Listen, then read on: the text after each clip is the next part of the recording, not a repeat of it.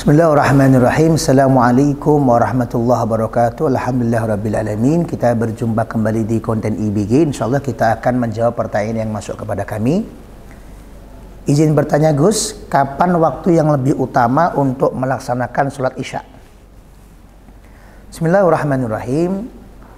Allah subhanahu wa ta'ala berfirman di dalam Al-Quranul Karim, Innas salata kanat alal mu'minina kitaban mawquta. Sesungguhnya sholat ini telah ditetapkan oleh Allah subhanahu wa ta'ala bagi orang-orang yang beriman sebagai sebuah kewajiban yang ada waktunya. Artinya apa? Masing-masing sholat yang hendak kita laksanakan, apalagi jika itu sholat maktubah, itu adalah sholat yang sudah ditentukan oleh Allah waktu-waktunya. Duhur, asar, maghrib, isya, subuh, semua ada waktunya. Nah, dari waktu-waktu yang disediakan Allah ini, syariat mengatur.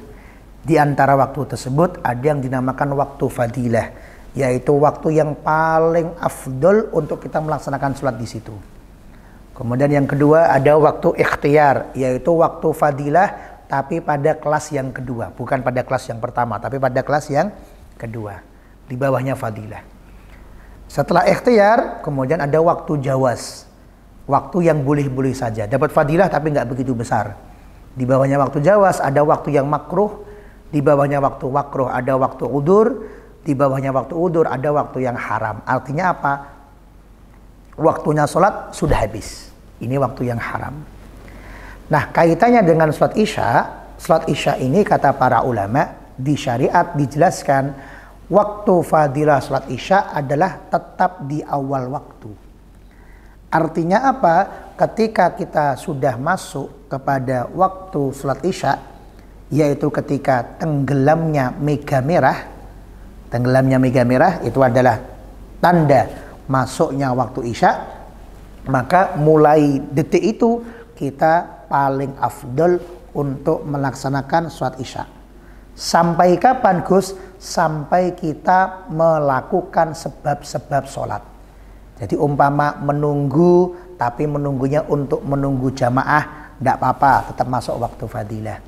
Menunggu ada orang yang mau ikut jamaah, tapi dia masih mandi besar, tetap. Kita masih mencari kiblat, tetap. Kita masih cari baju, tetap. Kita masih sibuk untuk mensucikan najis yang mau dipakai kepada pakaian, boleh. Jadi kalau masih melakukan asbab-asbab sholatil jamaah, maka hukumnya diperbolehkan dan itu tetap dianggap sebagai waktu fadilah. Nah, berbeda halnya dengan orang yang santai-santai, sudah tahu waktunya isya sudah berkumandang, adzan sudah terdengar, mega merah sudah tidak terlihat, sudah masuk waktu isya, tapi dia santai-santai menyibukkan diri dengan hal-hal yang tidak ada hubungannya dengan sholat, maka berarti waktu fadilahnya hilang, berpindah menjadi waktu ikhtiar, yaitu waktu fadilah di kelas yang kedua. Waktu ikhtiar ini berakhir sampai sepertiga malam yang pertama. Jadi kira-kira jam 9, jam 10 malam. Di atas jam 10 malam hilang fadilahnya. Artinya tetap boleh sholat isya sampai sebelum adzan subuh, sampai sebelum fajar shodiq terbit, sampai sebelum masuk waktu sholat subuh, tapi nilai fadilahnya sudah tidak ada. Jadi nilai fadilah ada dua kelas. Kelas yang paling afdol adalah ketika mega merah tenggelam langsung melaksanakan sholat. Kemudian yang kedua, kelas di bawahnya adalah ada kesibukan yang kita lakukan tetapi tidak sampai hilang sepertiga malam yang pertama. Kira-kira nggak sampai jam 9 atau jam 10 malam. Tetapi hal ini perlu dipahami bahwa ada asbab-asbab sholat. Maksudnya gimana? Di beberapa masjid, di beberapa wilayah, itu ada orang yang memiliki jadwal untuk ngaji bersama, entah ngaji Quran atau ngaji fikih atau pengajian umum secara biasa, untuk memanfaatkan waktu bainal isya'ain, yaitu antara waktu maghrib dan waktu isya. Di situ kemudian terkadang isya'nya agak mundur sedikit, mundur seperempat jam, mundur setengah jam, mundur 1 jam, karena menyelesaikan materi yang disampaikan maghrib sampai isya tadi. Nah, yang seperti ini kadang ada yang salah paham, Gus. Ini kan berarti tidak isya di awal waktu, berarti enggak afdol, harusnya langsung berhenti. Enggak begitu. Kenapa? Karena waktu fadilah itu tetap akan berlanjut, tetap akan dihitung waktu fadilah jika apa? Jika dua. Nomor satu, jika melakukan sebab-sebab sholat. Yang kedua, jika waktunya tidak sampai lebih dari sepertiga malam yang pertama. Artinya apa? Ada orang sudah adzan isya tapi nggak langsung sholat isya.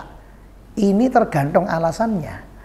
Kalau alasannya leyeh-leyeh, alasannya santai-santai, alasannya nonton TV, maka hilang waktu fadilah.